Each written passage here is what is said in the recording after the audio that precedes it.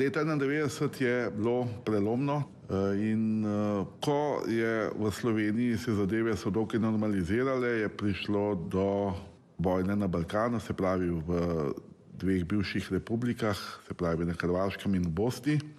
No in je mene v Ljubljani kontaktirala ena oseba, je rekla, kako sem, če želim, da bi šel z njim na eno pot proti Avstriji, a ne.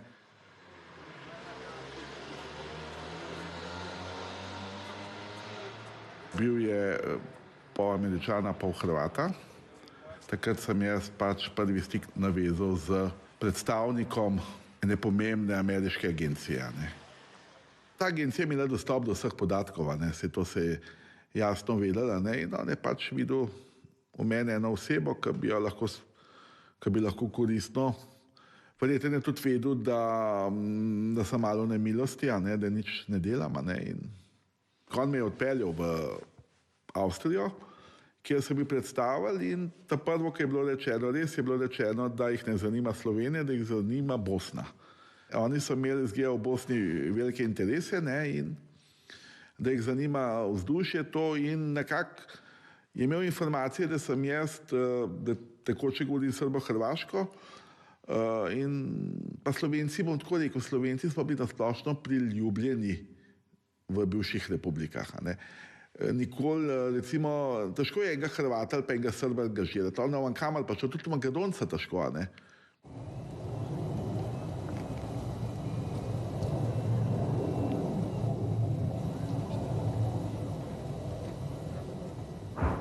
Od 92 do konca 94, tam nekje sem bil jaz 35krat na teritoriju Bosne in Hercegovine. Doj sem se nahajal načeloma 10-14 dni, morda tudi kakšen dan več ali manj, odvisno, in sem bil znan potem, da sem znal v Sarajevo priti z letalom, se pravi z letalom Združenih narodov.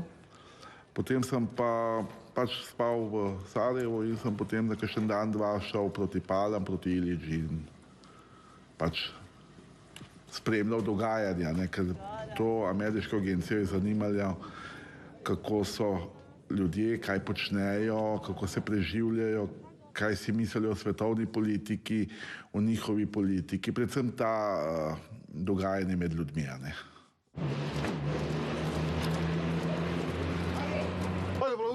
Drži. Jebem li vam majku, vam jebe sina. Modeš, odi vam od Boga, slobodno to. Uđi vam, stari. Jebem li vam majku, sve vas treba pod... Hajde. Hajde. Dižite. Podigni je, jebe. Diži. Jebem li vam državu, vam jebe. Jebem ti ovaj svijet. Joj, majko draga. Joj, stavljajte ovo drugo, hajmo, brži. Požuri vamo! Nemoj paziti, nemoj se. Daj, ba, požuri, će treća granata. Hajde, požuri. Ja, hajde. Hajmo. Od vamo, pomozi da ih dignemo, od vamo, ej. Daj, stari, pomozi. Ja, pomozimo. Pomozimo.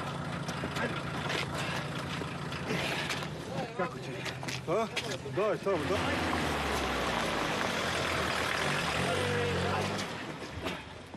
Uzmi. Hajmo, gurac. Hajmo, idem, hajmo. Hajmo. Aha.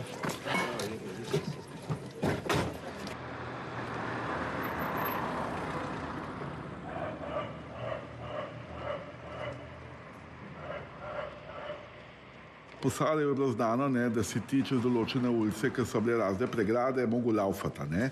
Tudi jaz, ko sem po Sarajevu hodil, so zmeraj rekli tec in zmeraj so bili presledki, pa nisi konstantno enako tekel, da si čim bolj zmedel na drugi strani ostrostrelca, da te ni podaril. Ne. Jaz sem zmeraj, ko sem potoval dol, sem imel najnujnejše zašivanje rane, morfi, potem proti opeklinam, to sem imel zmeraj, sem imel svojo najnujnejšo kirurško skrbo. Če bi me mogli nekje v eni od ambulantov skrbeti rano, sem imel svoje vse za sebe. Američani so imeli glavno velik interes na tlu Bosne, so potem tudi dobro plačevali. Jaz sem v tistem času se sproščal z igrami na srečo, se pravi, meni je bila zelo všeč ruleta, in če sem recimo v enem večeru, takrat so bile marke, recimo zgubil 4-5 tisoč mark, meni to ni predstavljalo noben strošek. Bil sem vrhunsko plačan, ampak res je pa tudi, da sem bil vrhunsko izpostavljena,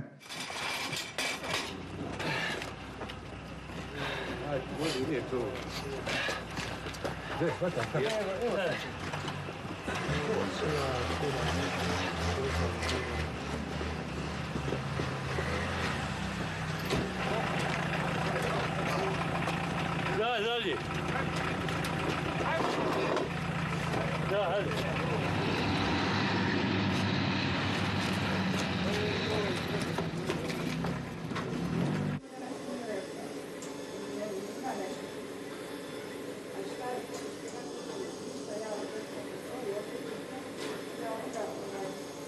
Moja pokojna mama mi je zmeraj rekla, da so me malcovci potaknili v podobnišenci. Da sem prišel iz nekje gor, da tukaj dol nekaj gledam, opazujem. Moja babica je prvotno želela, da bi bil jaz duhovnik, in jaz sem bil vpisan na teološko fakulteto. In ko je moj oče to zvedel, ko je prišel domov, je rekel, če ste vsi zmešani, bomo šli vsi na Goli otok, kakšna teološka fakulteta, kakšen farne, ti greš v Beograd, in sem šel v Beograd na šolanje.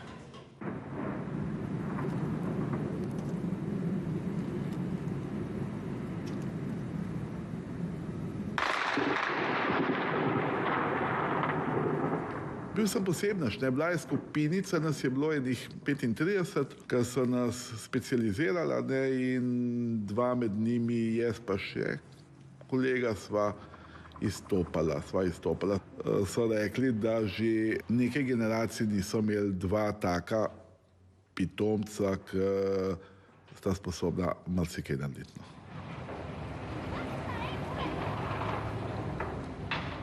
Jaz, ko sem končal šolo, sem jaz prišel domov, in sem delal na raznih področjih, v raznih firmah, in sem imel kodno ime, se pravi, v bistvu sem bil infiltriran v določene inštitucije, da sem imel nadzor notranjega prostora. Pa je pa moja poklicna pot bila zelo taka, bolj tajna, Lahko bi se rekel, ne vrste potnik, ampak sem bolj potoval za zaščito Jugoslavije, no, v tem kontekstu. Lahko bi se rekel, zbiral informacije in pač varoval tako notranje kot zunanje meje. Ker sem leta 1987 hotel potovati v Ameriko, in ker je bil generalni konzulat v Zagrebu ameriški, sem jaz šel in potem sem imel pogovor z konzulom, ne. Takrat sem že videl, da imajo oni podatke, da delam da sem v državni službi, no. Tako da oni so imeli vse, ne. Pa tudi sej, tako gledano, ne, sej jugoslovanska služba je dobro sodelovala z službami na eni in na drugi strani tako imenovanih blokov, ne.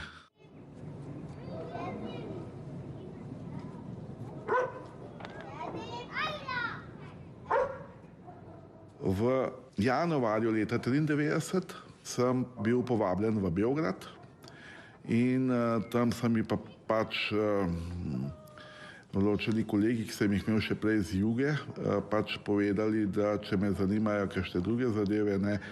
In takrat sem prvič spoznal tisto temno plat te državljanske ali pa kakorkoli bi kdo rekel vojne v Bosni, a ne.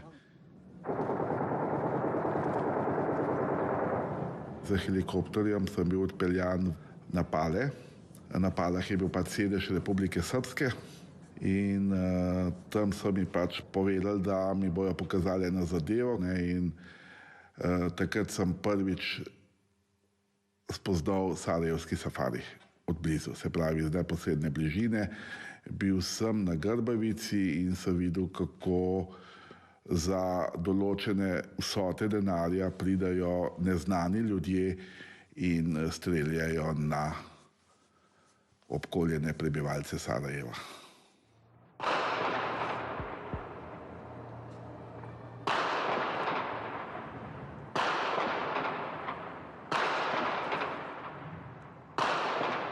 Jaz sem bil na Palah 2 dni, ker so čakali ekipo, da bo prišla, da bojo pač šli na safarija, ne. Spomnim se, da me je pač en predstavnik srpske vojske, a ne, se pravi Republike Srpske, rekel, da mi bo razkazal zelo bližnje položaje njihovih vojakov, a ne, ker so napram vojski federacije, a ne. Videl sem pa, da sta bila še 2 džipa tudi, a ne, pripravljena, a ne, ta vojaška, a ne, da so bili pa v tem džipu tudi ljudje noter, ampak so bili pač, vsi smo bili bolj v zelenem oblečeni, a ne, da smo bili pač kot, da se ni razpoznavali, da smo civilne osebe, a ne. Jaz sem imel pač neprebojni jopič, potem neprebojno čelado, a ne, zaradi varnosti, a ne, in je pač rekel, da mi bo razkazal zelo bližnje položaje njihovih vojakov, a ne. No, potem smo se ustavili pred blokom, tam sem videl 3 gospode, ki sem jih takoj po obrazih gotovo, da to niso iz Bosne, niso Srbi, niso Črnogorci, da morajo biti iz Zahoda, ne. Celo eden se mi je celo zdel, da je iz Vzhoda, da je Rusija, ne. Ker jaz po obrazih malo ločem in da so bili vsi, tako bi rekel, pripravljeni. Videlo se je, da se bo nekaj dogajalo, ampak jaz sem mislil, so to kakšni tudi tuji novinarji, a ne, ker jaz sem bil akreditiran kot novinar, da se razumemo, ne. Čeprav, če grem v zgodovino nazaj se spomniti, ne, novinarji so prestrašeni, ne. A veste, ker novinarja peleš na položaj, ni najbolj navajen, je malo prestrašen, tukaj se pa videl en adrenalin, ne, neki, ne. No, potem sem si to dal povezati, ki je bil ta, ne, da oni so komaj čakali, da pridejo pa da nekaj naredijo, ne.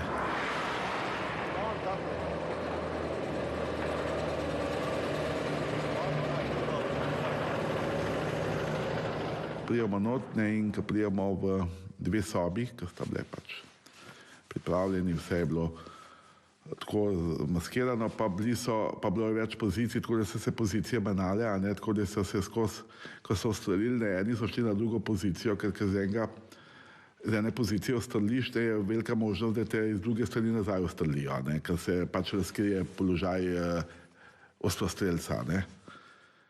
Pa sem pa videl, da je v tekoči angleščini ta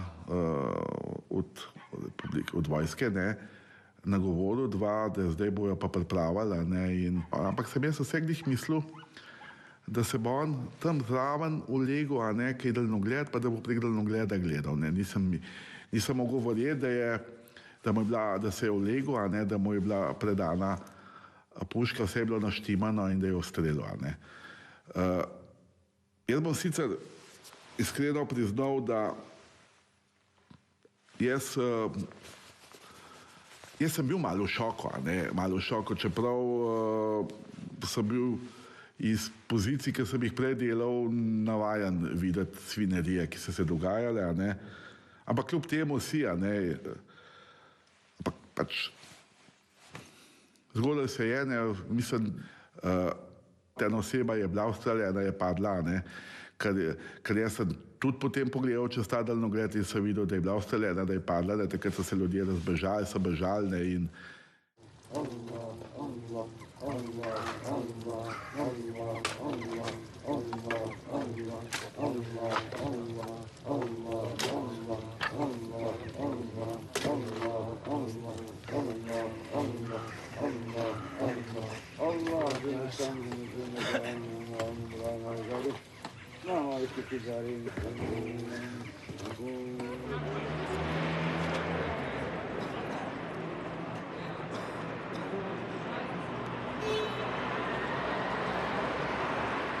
ko sem prvič bil odpeljan na ta dogodek, sem jaz obvestil svojega delodajalca, kaj se dogaja, in potem so oni rekli, zanimiva zadeva je, in to je to. In kaj je bilo pa med mano pa delodajalcem naprej, pa ne moram odgovoriti.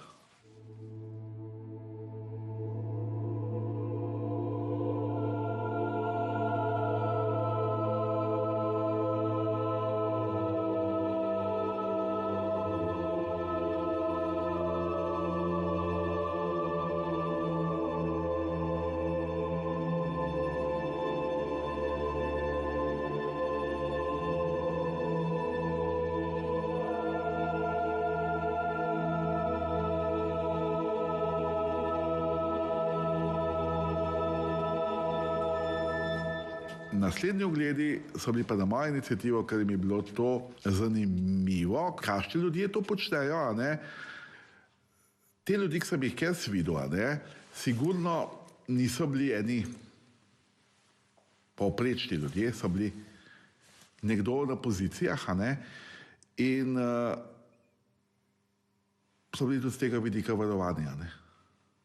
Politik ne gre to delati, nekdo iz ozadja, se pravi lobiji. To je ena nadgradnja, ki je človek že, predvsem kariba, je vsega navaličen, pa si reče, zakaj pa ne bi dele jaz tam v Sarajevo enega otroka ali pa enega odraslega človeka ustrelil, pa bo imel en zadovoljstvo. Ne bom samo živali pobijal.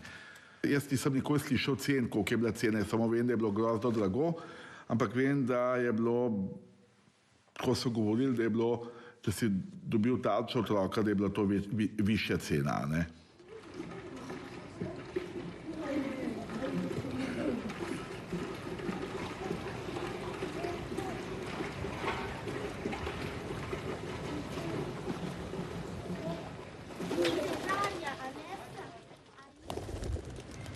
Oktobar 1993. Irina puni godinu dana. Mi smo uspjeli čak i od nemogućeg napraviti jedno malo slavlje gdje je moja mama, njena baka, napravila tortu bez jaja, kremu bez putera. Ali je to bila jedno lijepo druženje porodice. Obilježili smo Irinin prvi rođendan. Našao se i neki fotoaparat sa nekim filmom i to su jedine slike koje imam. Tada smo je slikali i 4 dana poslije toga Mi smo malo prošetali, bio je divan, miran dan, nije bilo pucanja. Svaki dan sam gledala da malo dijete izvedem na čist vazduh, pa tako i tog dana. Došli smo kod Samira u jedinicu, malo smo ga obišli, gdje je on bio stacioniran u armiji Bosne i Hercegovine. Vraćali smo se kući, došli smo tu na Ciglane gdje smo i živjeli i nevjerovatna situacija. Stala sam sa 2-3 prijateljice, malo smo progovorile. Miran dan, znači nema pucanja. Irina je već hodala, znači ja sam je samo malo spustila i od nekud stiže snajperski metak. Taj metak ne pogađa mene, ne pogađa nikog od nas starijih koji smo tu. Pogađa Irinu koja ima 1 godinu i 4 dana. Nevjerovatnom brzinom mi smo stigli do bolnice Koševo gdje je bila i dežurna ekipa ljekara. Jako su brzinom reagovali. Dijete je već bilo pomodrilo. Na što smo im zahvalni. Naravno, i dijete je već pomodrilo, modre usne. Jedva je doktor uspio naći ulaznu ranu tog snajperskog metka koji se zadržao u tijelu, koji su oni hiruškim putem otklonili. I ne samo metak, nego većinu njenih organa unutarnjih su morali otkloniti jer su bili pokidani. Poslije operacije uspjeli su je samo zašiti i doktorca mi je dala do znanja da su joj jako male šanse da će preživjeti. 5-6 sati poslije operacije je podlegla. Samir zna najbolje i kako. On je uspio se uvući u bolnicu, doći u njenu sobu. Nama je bila zabranjena posjeta. To je noć, već 12:30 noću. Samir se uvuku u njenu sobu i bio je kraj nje kad je izdahnula.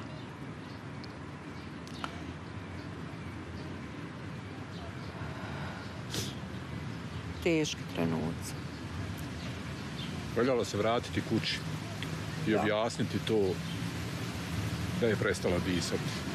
Ja sjećam se jedan crni ljekar, ja ne znam koliko se sjećate, prije rata je dosta bilo Arapa koji su ovdje završavali medicinu i u bivšoj Jugoslaviji i on je me zagrlio, izveo me iz bolnice, zamolio me da se ponašam kako je dolikuje, mislim, eto, normalnom čovjeku, što ja vrlo teško sam uspio savladati taj nekakav svoj gnjev i ne znam što da kažem. I on me ispratio do kuće, blizu smo stanovali, gdje sam zatekao stanu i čime je vidjela, počela je plakati, znala je šta je bilo. Bilo je sve jasno. Da smo izgubili tu bitku. Danas bi Irina imala 27 godina, a 26 godina je, znači, prošlo od njene pogibije. Boli, i dalje boli, bez obzira na vrijeme. Ja mogu reći da je posljedica toga ostala što smo mi 94. godine onako sretni, doznali da sam ja opet u drugom stanju i to smo smatrali da je možda opet najbolje rješenje da dođe na svijet novi život, nova beba.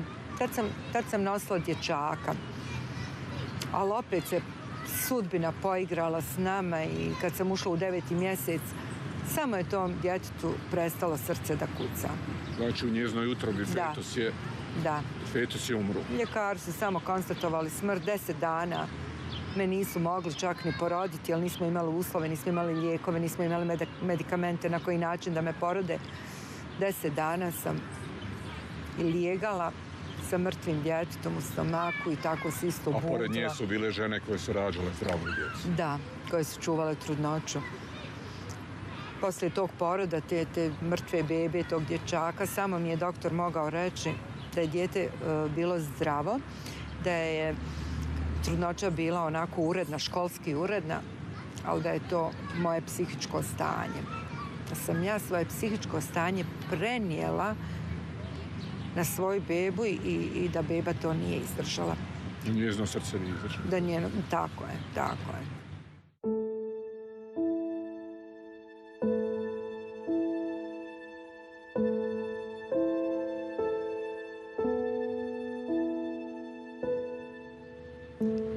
svaki put kada je sanjam je u toj dobi u kojoj je i ubijena, znači sa tih godinu dana. Samo sam je jednom sanjala kao djevojku koju sam ja našla. I kad sam je prišla i rekla je u tom svom snu, drago mi je da sam te našla ili su mi te ukrali kada si imala godinu dana. To je bila prelijepa, prekrasna djevojka, ali ja sam znala da je to ona. I ona je bila sretna što je nju njena mama našla. Samo sam jednom taj san sanjala, a uglavnom su ti sni u toj dobi u kojoj je ubijena.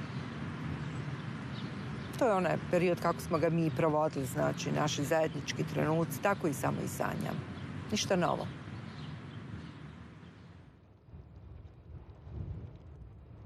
A safari je laufal od začetka vojne, je to pač nekdo začel organizirati in tukaj je bilo to najlažje, ne? Se pravi, tukaj prišel si do Beograda z letalo, z Beograda so te z helikopterjem transportirali na Pale, si šel, odstrelil svojo trofejo in odšel domov, ne? Ker to je, kaj bilo, so oni potem tudi odšli, so jih transportirali in odšli, ne? Tako se je to menjavalo, ne?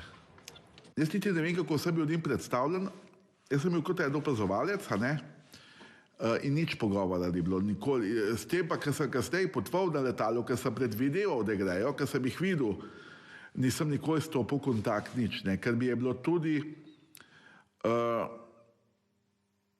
zakaj sem prikrit, bom odgovoril, ne?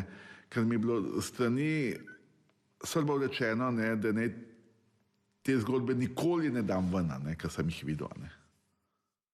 Jaz sem videl enih 7 strelov, in če podreš ti tam enega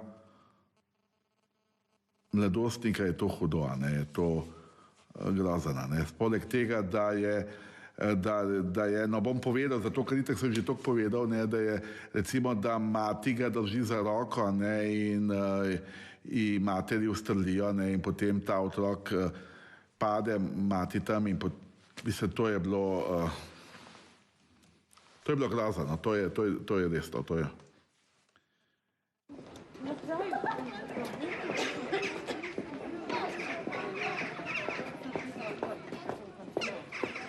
Ko smo prišli na pozicijo ostrostrelca, je ostrostrelski bil tam pripravil puško. Potem je oseba, ki bo streljala, se ulegla zraven.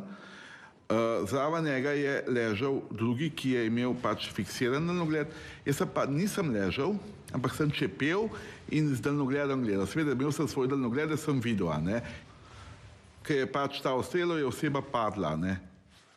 In večina je bilo streljeno v ta palsa, se pravi, ker je bil ker glavo so že, loba bi mogel biti že ampak tudi v glavo sem videl, ki je bila ustreljena, tako da sem iz tega videl, da so to zelo dobri lovci.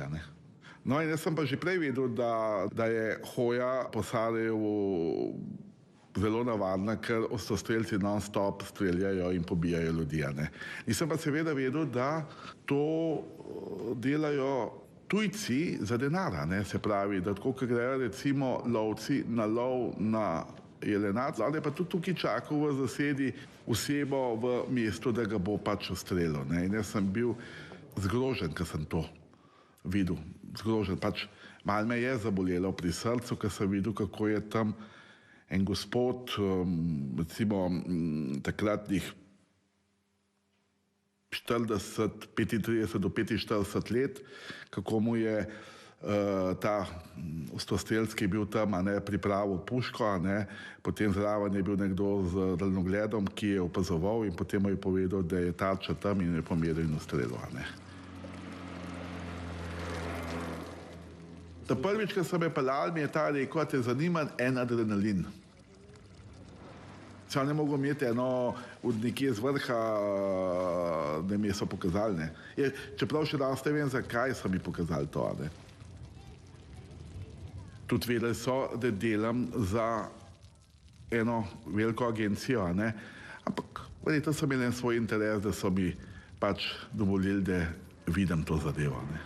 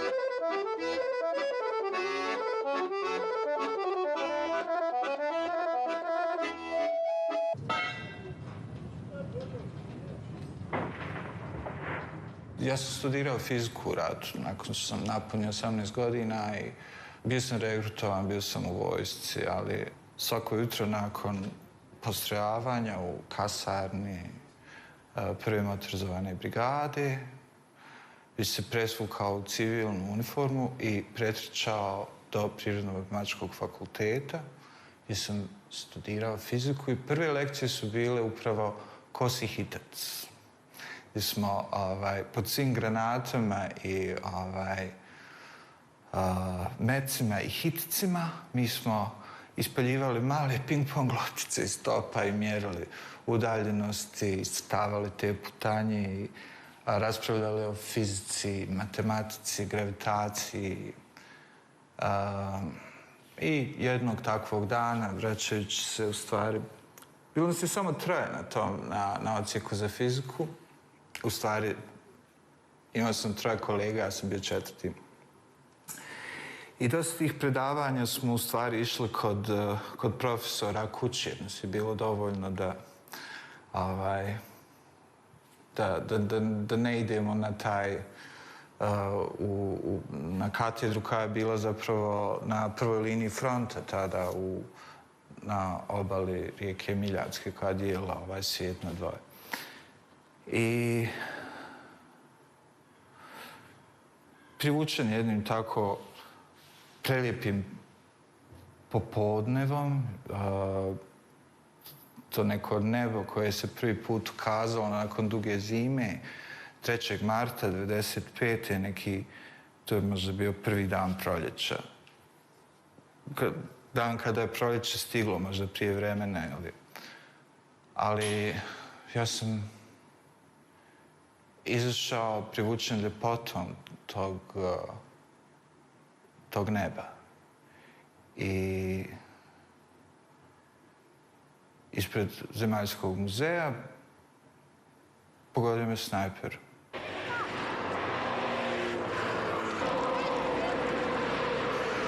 Taj trenutak mog ranjavanja je snimljen. Kamera je bila na toj raskrsnici. Daj, ovo, dođemo!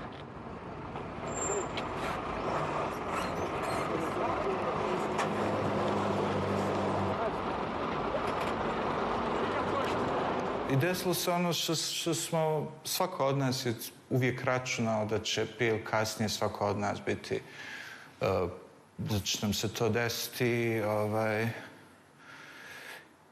Ja sam znao da će to biti, ali sam nekako mislio da neće biti tako radikalno i tako strašno, tako bolno kao što je bilo tada. I izgubio sam dah. Nisam mogao da u stvari da kažem, da reagujem, morao sam da se umirim i da pronađem, skupim svoju energiju da preživim. Znao sam da ću ostati živ, ali i to samo iz razloga što treba da posvjedočim nešto veće od onoga što sam vidio tad. Može zvučati čudno, ali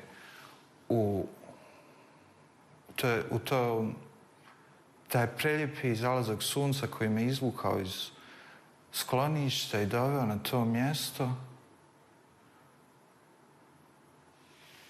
ta tragedija i drama koja se odvila tu i ono što sam doživio u tom trenutku je možda najljepši trenutak mog života.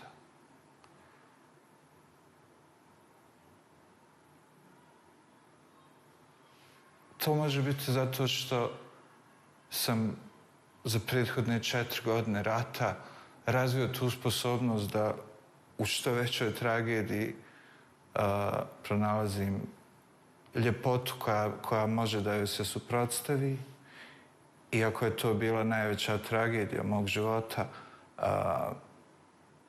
bila je potrebna najveća ljepota da joj suprotstavi, ali kako god da se to racionalizira ili apstrahuje, ja sam tada počeo svoj put ka nečem veoma značajnom. Što još ne znam šta je. Nikad nisam mogao objasniti, ali uvijek me vuklo. I nakon što sam preživio taj trenutak i nakon intenzivne njege u bolnici Koševo i nakon odlaska u New York na rehabilitaciju, povratka u Bosnu i uvijek sam zapravo bio opsjednut time kako prikazati taj zalazak sunca tog dana, kako reći nešto lijepo o svemu oko nas.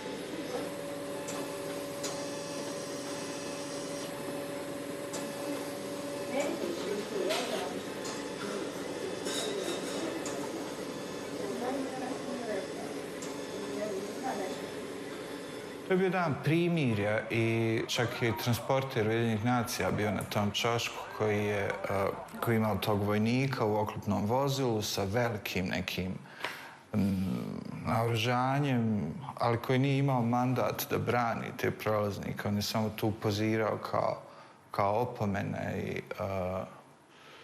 kao neka nesupstancijalna, nemoćna opomena prisustva bez snage. I u tom snimku nema traga tog zalaska sunca. To je neki 4:3 beta snimak koji je zabilježio samo činjenice o tom danu, ali istina je puno širi kadar. I tragati za tom istinom, svjedočiti, biti, ispričati o ljepoti svega toga to bi bilo zaista, možda je to razlog zašto sam tu, koji mi nikad nije bio jasan od kako se to desilo.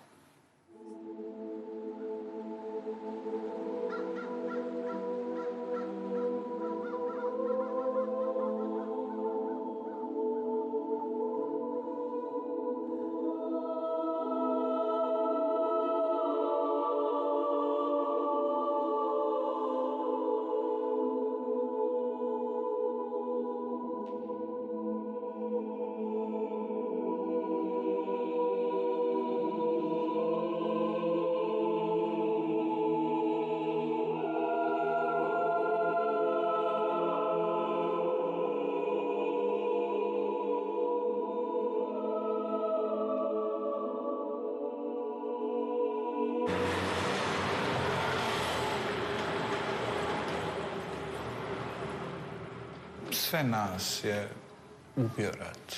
Svi smo pogođeni. Duboko i neizlječivo. Taj period koji se odvio pred kamerama i pod snajperskim nišanima i u svima nama ostaje trag koji ne može izliječiti nikakav sud ili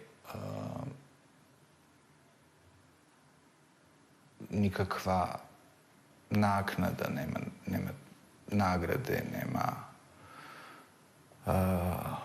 razrješenja koje će otkloniti taj čin. To razočarenje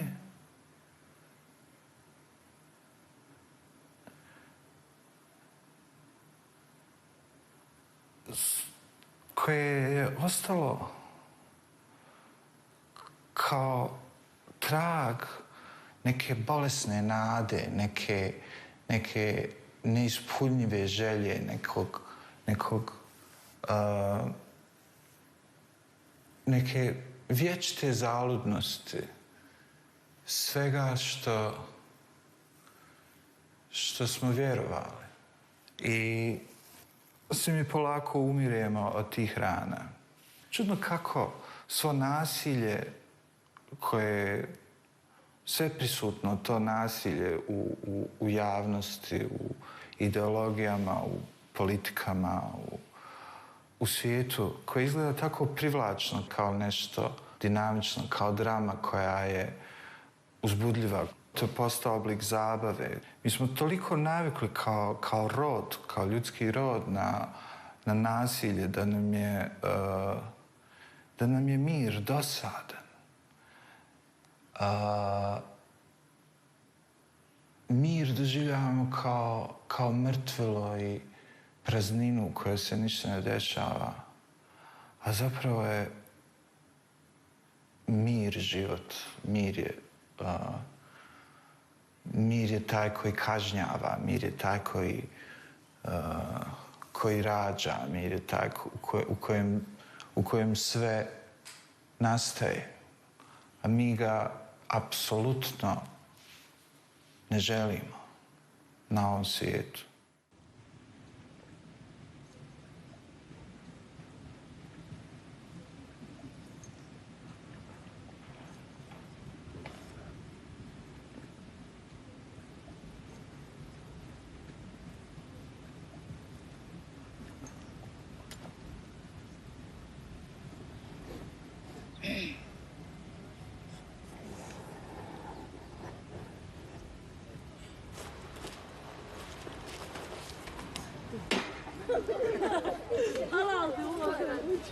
Eksplodira.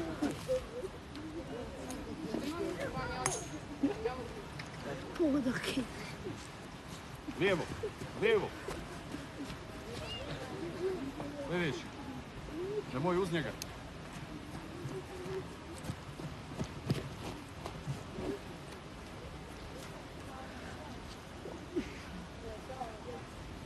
Hajde.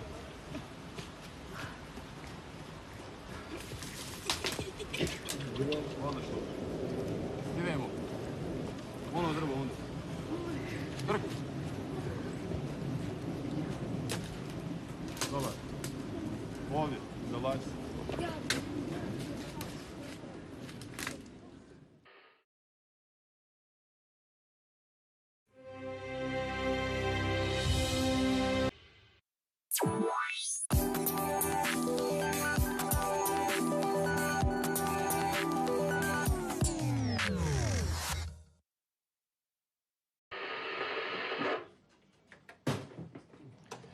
Negdje početkom 1993.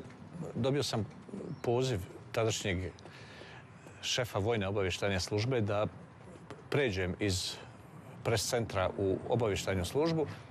Tako da sam od početka 1993. pripadnik obavještajne uprave armije Bosne i Hercegovine. Od brojnih sektora u službi mene je otprilike po prirodi prethodnog posla i obrazovanja i iskustva dopalo da uđem u analitiku i za sve ljude koji se bavi informacijama, koji žele mnogo da znaju, analitika je zapravo jedan informativni raj u koji se slijevaju sve informacije koje su u tom momentu stizale sa svih frontova iz Bosne i Hercegovine. Obavještajna služba je tada podmirivala sve jedinice armije Bosne i Hercegovine, ne samo iz Sarajeva, nego i za svih drugih frontova sa podacima o neprijatelju, o namjerama, o planovima. Radili smo procjene i slali ih po potrebi različitim korpusima armije Bosne i Hercegovine, kojih je vremenom formirano 7. Tako da mogu reći da sam zapravo sarajevsko bojište imao u malom prstu, kako se kaže.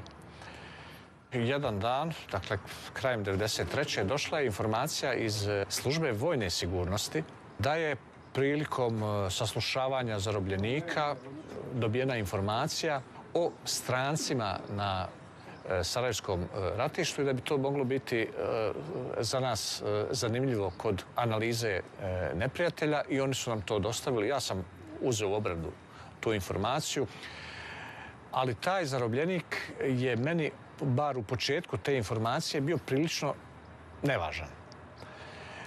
Imao je oko 20 godina, bio je porijeklom iz Paraćina, iz Srbije i došao je na sarajevsko bojište, to u rejon iznad Grbavice, znači Hrasno brdo i Trebević, nekoliko dana ranije.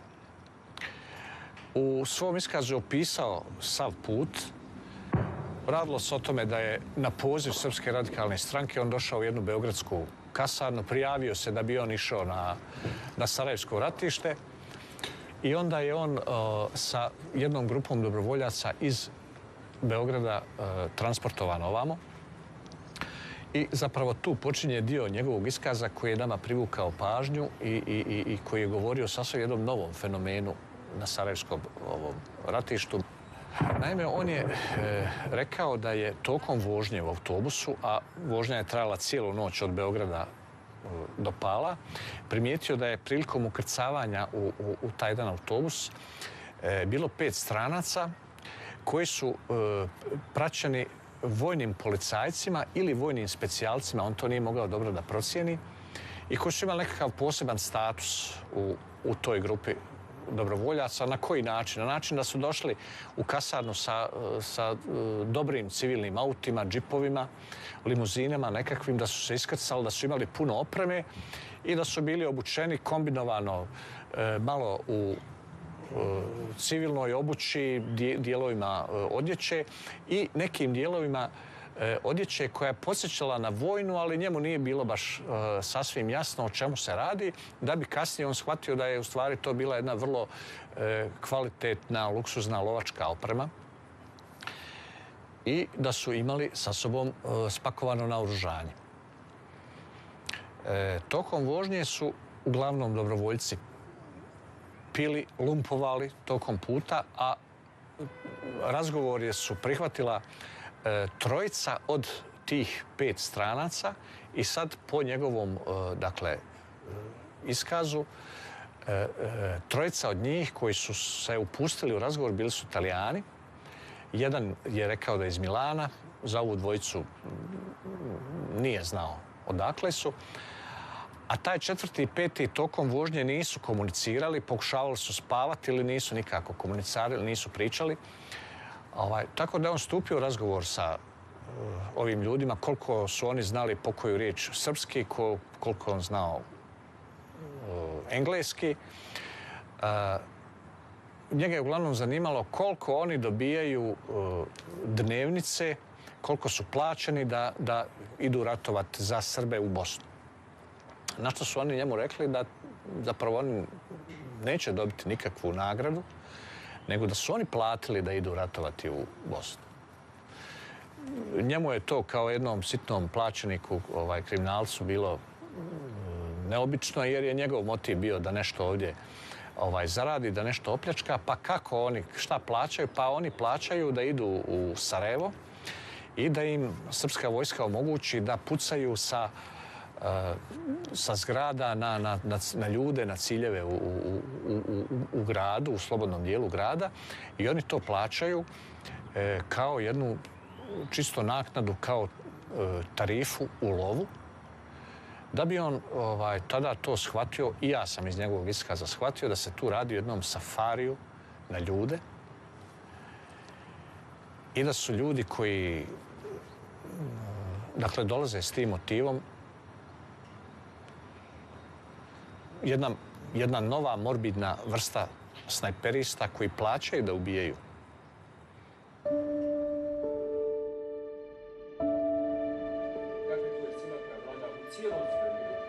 Kako među zvijezdama i planetama, tako isto među nesvjetlom česticama. Znači i između vas ovdje također ta sila. Između svaka dva tijela, tako u svemiru, postoji ta sila koja se zove sila gravitacije i ona je praktično, pomoću nje je praktično cijeli svemir uređen, tako sve planete, izvoli Žanja. Profesor, ja sam vas htio pitati kako je nastala gravitacijona sila.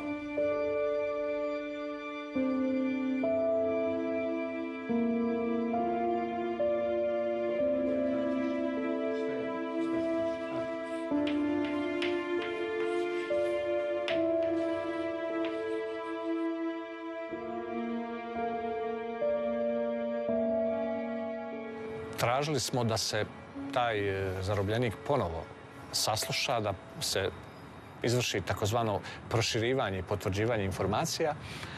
Međutim, on tu nije bio naročito koristan i suština njegove priče je bilo da su dovezeni na Pale. Na Palama je ta ekipa od 5 stranaca sa svojom pratnjom, sa srpskim specijalcima izašla. Oni su produžili u Sarajevu Lukavicu i on od tog momenta više nema nikakvih saznanja.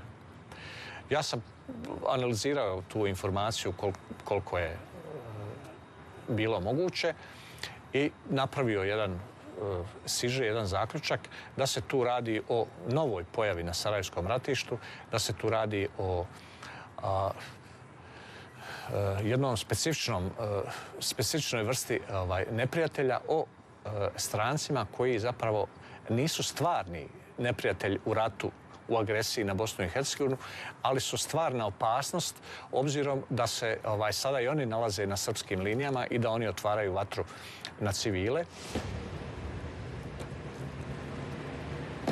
U svakom slučaju, znali smo da je to jedna nova opasnost na Sarajevskom ratištu. U vojnom smislu to nije bilo naročito bitno. Pored desetina snajperista redovnih u redovima Vojske Republike Srpske, pa stranih plaćenika, pa onda ovi vikend plaćenika, dakle, to je bilo još nekoliko snajperista koji su svakodnevno pucali na grad. Nije to bila neka posebna sad sila koja bi promijenila odnos snaga ili uticala na odnos snaga, ali je bilo svakako vrijedno pažnje jer je na taj način Sarajevsko bojište postalo poprište jednog specifičnog hobija i mi smo pokušali dodatno istražiti, dakle, od naših organa po jedinicama, da li na linijama odbrane koje nisu urbanog karaktera, dakle ne u Sarajevu, ne ovdje na Grbavici, nego po linijama odbrane koje su na periferiji grada, dakle šuma, polje, stjenoviti dijelovi, da li i tamo moguće da ima nekih znakova, da imamo tu vrstu snajperista. Ti nam pokušaje nisu baš dali neke rezultate. Uvijek se dolazilo do podataka da ima snajperskog djelovanja svakodnevno, nekad intenzivnije, nekad manje, ali naši izviđači, naši osmatrači se nisu posebno niti mogli, niti htjeli upuštati u to procjenjivanje koje je s druge strane ko drži pušku. Jednostavno se zaključivalo da li je na tom i tom području opasna snajperska vatra ili nije i to je otprilike bio kraj priče. Dakle, na taj način nismo mogli ništa više da saznamo o lovcima snajperistima, tako da je tadašnji šef vojne obavještajne službe, general Mustafa Hajrullahović, koji imao nadimak Talijan, bio je legenda odbrane Sarajeva, on je preminuo poslije rata. On je tada zapravo pokrenuo pa jednu aktivnost proširivanja saznanja o toj pojavi tako što smo tražili saradnju od stranih obavještajnih službi.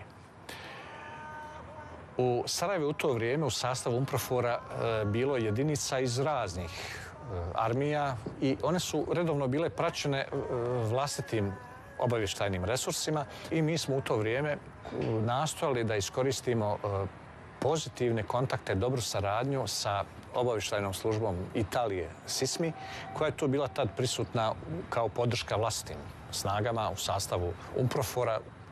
Organizovan je jedan sastanak u sjedištu vojne obavještajne službe upravo po pitanju tih snajperista i prezentirali smo im početna saznanja, što je za njih bilo iznenađenje. Po mojoj procjeni je bilo zaista iznenađenje, nije bilo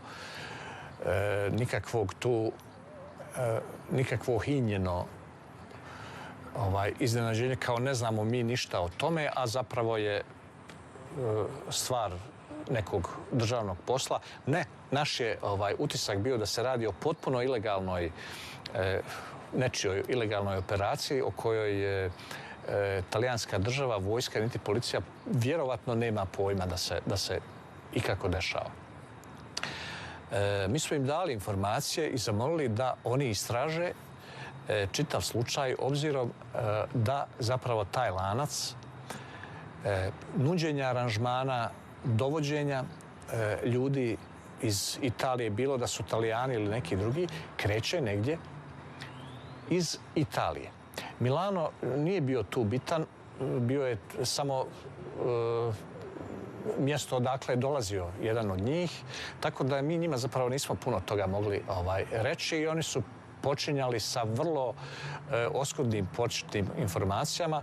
Sastanak je završio jednim zaključkom da je to sad njihov problem, da to nije naročito problem vojne vrste ovdje, ali da je vrlo delikatan u odnosima Italije i Bosne i Hercegovine.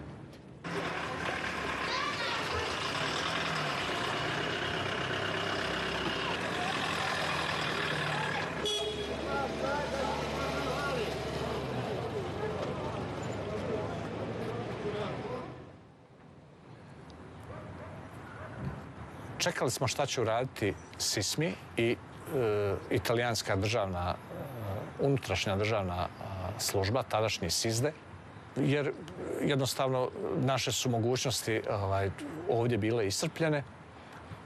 Ja sam se nakon 3-4 mjeseca kod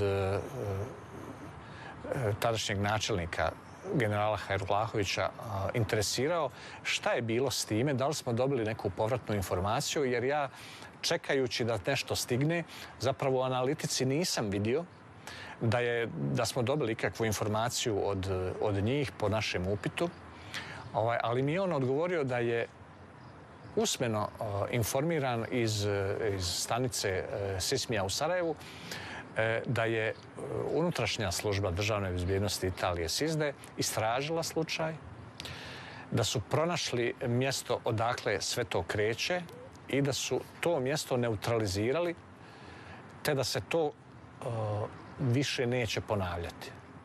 Jaz mislim, da je safari trajal vsaj do tik pred iztekom leta 1994, pa mogoče še malo dlje, ker jaz sem v letih 1993-1994 bil ogromno dola. Tako bom rekel, glavno mesto Srbije je bil povezan z letalskim prometom iz celega sveta in najbližje letališče Sloveniji ali Hrvaški je bil Trst in Trst se mi zdi, je bil 3-krat dnevno je letelo letalo v Beograd.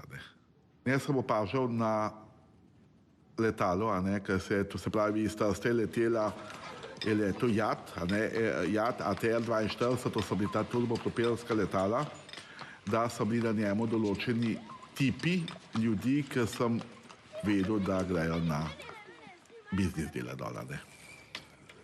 In imam tu dva dobra kolega, ki sta pa te transporte delala, ker ona dva sta bila zaposlena v vojski Srbije, ne Republike Srpske, ampak vojske Srbije, se pravi, sta bila pilota helikopterjev. Pač za plačila, se je to delalo. Ker to načeloma je bilo tako, je bil vikend, je bilo čez te, ampak to je zelo tako bilo to. Iz Trsta tam, pa tako je naslednji dan naprej, pa tako, to ni bilo kakšno dolgo zadolževanje, to se je hit menjavalo, so ljudje hit se vračali nazaj. In vem, da je tudi po informaciji, ki sem jih kasneje imel, Američani, Kanačani, Rusi, govorilo se je tudi o Slovencih, sem teh informacij 100% nimam, ampak govorilo se je, kar pa verjamem, vse Slovenci smo tudi en poseben narod, da se tudi tukaj kdaj še najde, da bi to šel lahko narediti.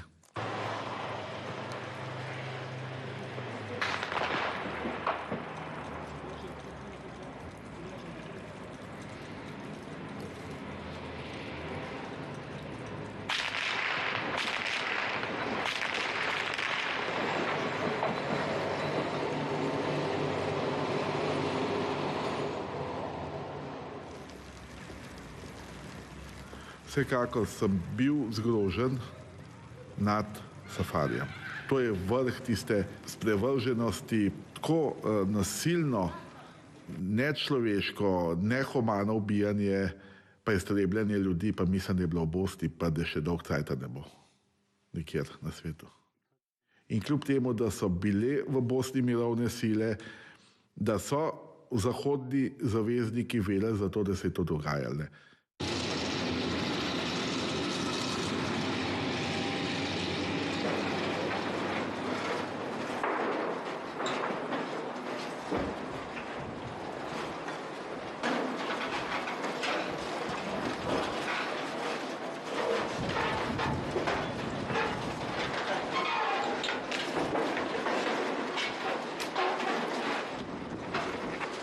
Aspekt plaćanja da bi se gađalo ljude predstavlja jedan ekstremni nivo i ekscentričnosti i psihološke patologije koja bi zapravo najpreciznije mogla biti izražena nekom dijagnozom.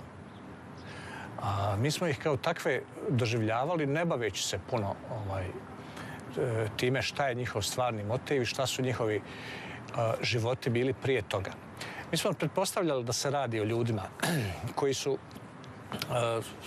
luksuz svog života koristili tako da su zapravo isprobali sve moguće avanture, zadovoljstva, izazove koji su se mogli dotad platiti novcem, a ubijanje nevinih ljudi nisu poduzimali jednostavno zato što je to svugdje u normalnom svijetu kažnjivo, podliježe sankciji. Dakle, nisu oni sasvim, ne može se reći da su oni ludi, da su oni mentalno izdvojeni iz ovog svijeta. Oni sasvim dobro shvaćaju gdje su granice normalnosti i gdje su granice kažnjivosti. I onda u takvoj ekstremnoj situaciji kakva je rat, ukaže se prilika, neko im ponudi ili sami dođu na ideju da bi u svojoj galeriji trofeja mogli da imaju i takav kao što je ljudska glava. Možda morbidnije od njih je i to da su se uspjeli naći i ljudi koji su spremni njima to organizirati, koji su ih spremni okupiti, dovesti na liniju fronta i pokazati im prostor gdje se nalaze potencijalni ciljevi. Dakle, ti lovci su imali pratnju koja je njih usmjeravala prema području na kojem su u kontrolu imali armija BiH, dakle neprijatelji Vojske Republike Srpske. I jedino pravilo je bilo da se puca na tu teritoriju na bilo koga. Čovjek koji puca od drugog čovjeka mora vjerovati da u stvari njegova djela nemaju velike posljedice, da je čovjek na kojeg puca kriv i zaslužuje to što mu činiš, osim ako nije u nekoj teškoj psihozi u kojoj je ubijeđen da ljudska bića na koja puca uopće nisu ljudi, da ne zaslužuju život, ako nije u stanju da doživi suosjećanje, da izgradi empatiju prema tim ljudima s one strane. To je lice stravično izobličene, mistične zvijeri koja opsjeda ljude. Da li je taj đavo spomenut kao biće od vatre? Da li je ta vatra u stvari, ta sila, to nešto, koliko je mistično sve to, kako drugačije objasniti nego kao neku strašnu misteriju. Ja ne mogu nikako drugačije da to imenujem nego neka jeziva, strašna, tajna, skrivena, opasna, precizna, žestoka vatra. Kakav je to čovjek? To je moje pitanje koje sam ja sebi postavljala sigurno svih ovih 26 godina koliko je prošlo od kako je ubijena moja kćerka, naša kćerka Irina. Ali jedno sam sigurna da je to bolestan čovjek, da to nije normalan čovjek. Jer to pitanje je mene dugo mučilo i naročito me mučilo zašto nije ubio mene, zašto je ubio Irinu. Jer ako je neko i mogao njemu da učini neko zlo, to sam mogla biti ja, nikako to dijete. Nikako.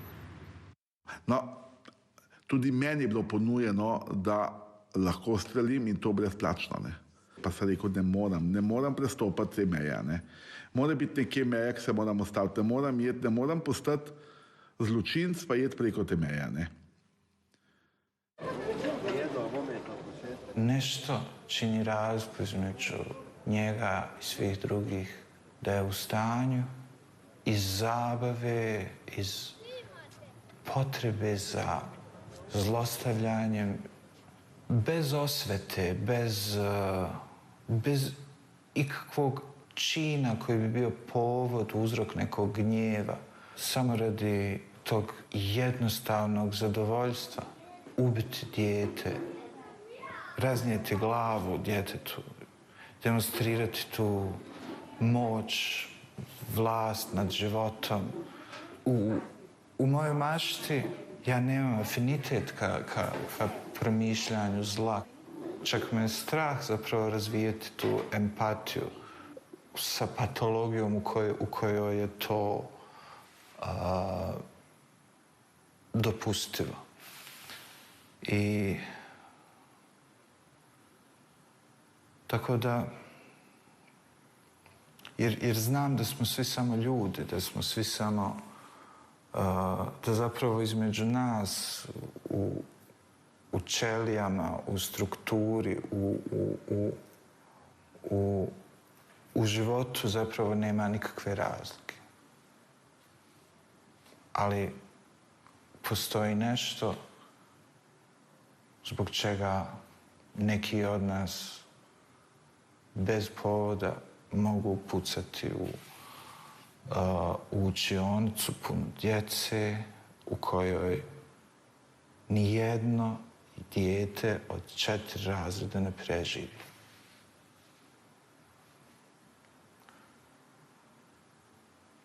Da postoje ljudi koji mogu zlostavljati čovjeka godinama, silovati, mučiti, ubijati sistematski i kasnije prikrivati taj zločin, prenositi iz jedne grobnice u drugu i da postoje ljudi koji će sada otići u neku drugu zemlju gdje je haos toliki da mogu bez posljedica ubiti čovjeka.